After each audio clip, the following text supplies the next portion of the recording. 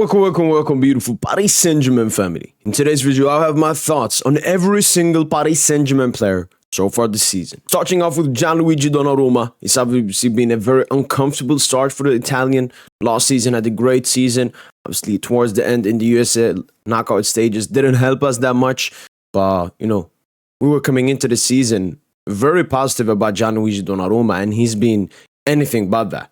Both in the league and in the UCL, he's conceded goals he should never absolutely be conceding. In important moments as well, the Arsenal game, the Atletico game at the end, it's disgusting. So he will definitely immensely have to improve.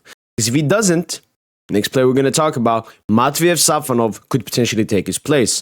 Safonov, I think we've seen him in 3 games this season, 1 UCL game and 2 Liga games, maybe even more.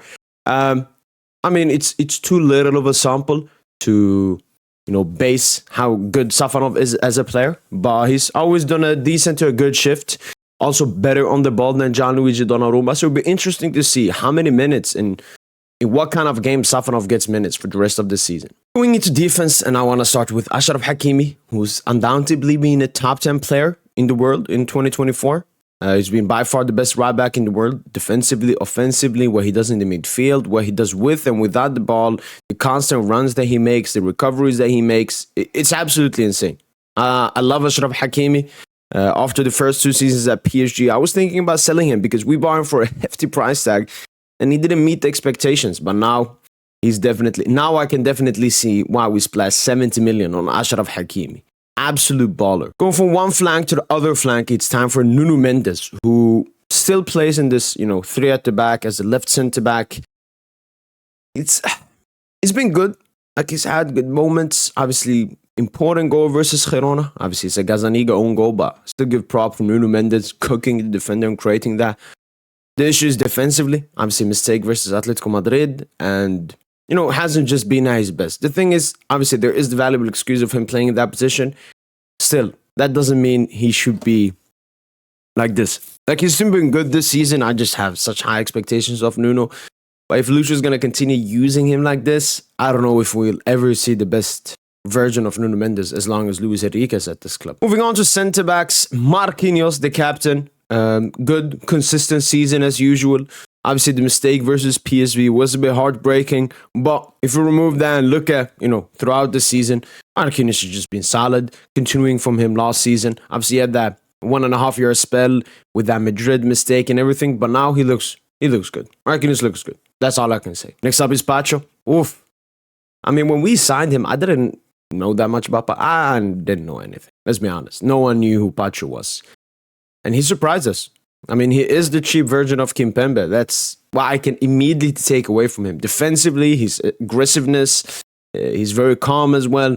I like it a lot. Obviously, there's one thing he immensely has to improve on, which is ball progression, what he does with the ball. Like, when he gets it, he just gives it to Nuno Marquinhos, and then they have to do something with the ball. So I would like Pacho to do something, especially when I was watching his Frankfurt comps. He was making some great passes. So I would love to see Pacho continue that at PSG. Wow, very happy with Pacho. And lastly but not least, it's Lucas Beraldo. He gets cooked a lot, let's be honest. Especially because he plays on that left side where most of the wingers play, right wingers, and Ligan has a lot of great wingers. Del Castillo, Zegrova, Itu, and he's being cooked by all of them. Even missed the game versus Arsenal because of accumulation of yellow cards. That also seems to be an issue. He's disciplinary. Gets a lot of yellow cards. But I will not forget about Beraldo from last season. I know he's very talented. I know that he has a lot of potential. He just isn't playing with the confidence at the moment. Is that Lucho's fault? Is that Beraldo's fault? Is that, just now in the moment? We'll have to wait and see. But, yeah, start for Beraldo. And the last one we can quickly talk about is Milan Skriniar, obviously. Look, whenever we've needed him, he's been our 4th choice centre-back. But whenever we've needed him, he's definitely stepped up. So huge props for Milan Skriniar. He'll be leaving the club, whether it's in this January or in the summer transfer window. But whenever he's put on this beautiful shirt, he's definitely put on a good shift. Moving on to the midfield, let's start with Joao Neves. The best signing so far in this summer transfer window. No player has performed as well as he has. Because Joao Neves, you have to think about, when he was at Benfica, he was playing as the 6th, as the deepest guy, getting the ball from the midfielders. Obviously, at PSG, Vitinha plays that role, so Neves has had to play a different role. and he's played exceptionally well. He has 6 assists in 1 goal. 6 assists in 1 goal. I don't think any PSG player came close to that GA tally at this point of the season. Last season, the only one I can think of is maybe Vitinha, maybe Warren, especially with that gray patch he had in the beginning of the season last season. Neves, I mean, exceptional. I even put out a tweet. He might genuinely end his career as a better player than Marco Verratti, because that's just how great Joao Neves is. I mean, he's exceptional. He just turned 20 and oh my days. Yeah, I've already talked a lot about Joao Neves, so you already know my opinion. Next up is Vitinha. He's obviously had a shaky start. Need him to improve. He was our best player in the UCL knockout stages last season. Very consistent. Didn't drop a single bad or mid game. So there are very high expectations on Vitinha. And that's why I see a lot of slander of him on Twitter, because of the high expectations. Vitinha, that's the thing. When you are that good, it's a bit similar to Barcola. When you are that good for a period, people start expecting that consistently. Now that Vitinha's dropped off, obviously there was that injury, international break, and so on. He definitely needs to step up, because we need him. All right, when Vitinha plays at his best, best midfielder in the world. But at the moment, obviously getting outperformed by Neves, to have to up the performances. Warren Zaire Emery, the 3rd midget in a row. He was like, I was still cooking him as I did last season, majority of it. But in the last 5-6 games, I've seen more liveliness from Warren. Obviously scored the goal versus Atletico Madrid. So I'm seeing improvements from Warren, and we can never forget. He's only 18, but I do think he's a bit too comfortable. We gave him a high wage. He has a girlfriend from the academy. He goes to fashion shows all the time. I don't really like that. I want him to focus on football because of how talented he is. If I was as talented as him, I would focus on football more than what he is doing. But I'm calm. I'm calm to slightly good about Warren's season. Fabian Ruiz, obviously, was the player of the tournament at the Euro 2024, and now looks like the worst player of that tournament, because I mean, I don't know how you can drop from that to that. I know you're playing in a different position. I know that PSG played differently from De La Fuente Spain. That shouldn't be a valuable excuse, Fabian, for you to be this bad, man. It's genuinely ununderstandable how you can drop off that much. Should have sold him in the summer, maybe. Obviously, Lucho was the one that wanted to keep him. But season no, we're in November now. But yeah, let's hope Fabian starts performing, because, again, we'll need it. Last midfielder to talk about is Mayulu. Whenever he's put on the pitch, he's always had a good show. I like him a lot. He's very confident, always takes his chance, always takes his moment, and he's very fearless. Mayulu might be doing great things at this club now and in the future. So, yeah. And I'm very happy with how Lucho is using him. When it comes to youngsters, you don't want to overuse that. I see people say, oh my God, look at Barca, they give minutes to... Barca are desperate for that. We are not. I want Luis Enrique and Paris Saint-Germain to develop Mayulu the perfect way. There's a great player called Phil Foden. Many people said he should have left City. Last season, he was their best player. The best player in the Premier League. Why? Because patience, time makes wonder, creates wonder. And I think that's what we need to do with Mayulu. I don't want to see him over-pushed into every lineup. I don't want to see that. At the moment, I think maybe he can slightly get a bit more minutes, but he started 2-3 games this season, come off the bench. I'm very happy with Mayulu. And obviously then when the Coupe de France game starts, the first 2 or 3 games, he will probably start in all of them. So no. Vamos Seni. Moving up to attack, there are a lot of players to talk about. Let's start with Kang In Lee. Kang In Lee, love it. Improvement from last season in the areas where we said he needed. We said he needed to be more impactful, more GA consistently. That's what he has at the moment. He has 7 GA so far this season. The 3rd at PSG, only behind Dembele and Barcola. So he's definitely stepped up that game when it come to him. And then obviously it was the strength. I still see it a bit in the Champions League, but in Ligue 1, he isn't getting as out-muscled as easily as he did last season. So yeah, very happy with Kang In Lee. Hopefully he continues this form, because once again we need it. And I love his versatility, being able to play in the midfield, false 9, wing, anywhere you want him. He's Lucho's one of the favorite players probably. Next up is the fan favorite, Bradley Barcola. Yeah, what can I say? I mean, it's like UCL, Ligue 1, obviously. I don't know. I'm not as mad as some other people are about the UCL, because I had these question marks in the summer transfer window. I said we should sign someone. I'm happy. I'm okay going into the season with Barcola as our starter, but we should have signed someone. Because I remember last season Barcola, he had that great patch and then he had a bad patch, and he's a bit inconsistent. Is that a thing that's gonna continue with him for his entire career? I don't think so. But we know that's in Barcola's game at the moment. So, and obviously it's much harder performing in the UCL. But he's young, he's unexperienced.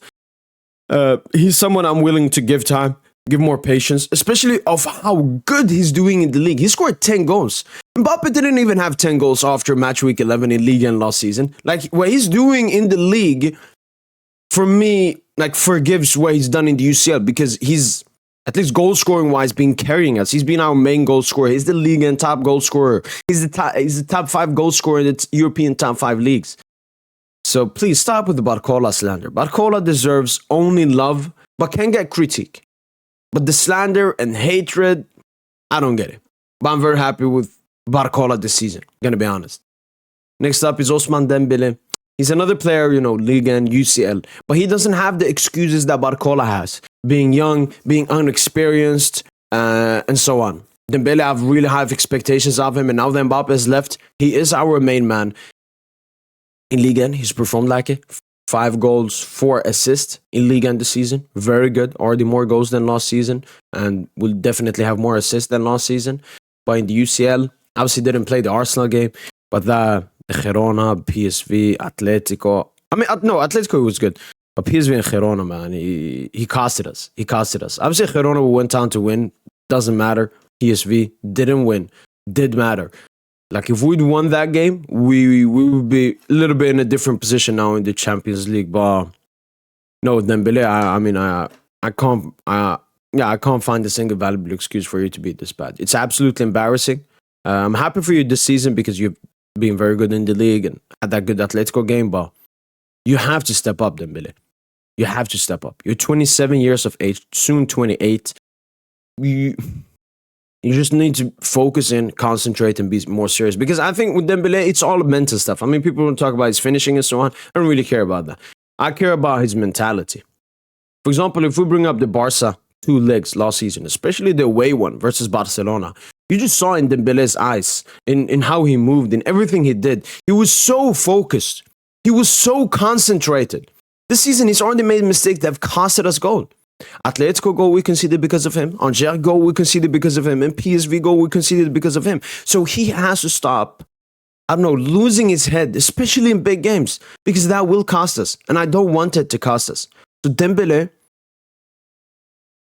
decent start, I guess, to the season, because I value the UCL much more than the league. Yeah, you would definitely have to improve Ousmane Dembele. Marco Asensio, good enough for league, not good enough for the UCL. It's that simple.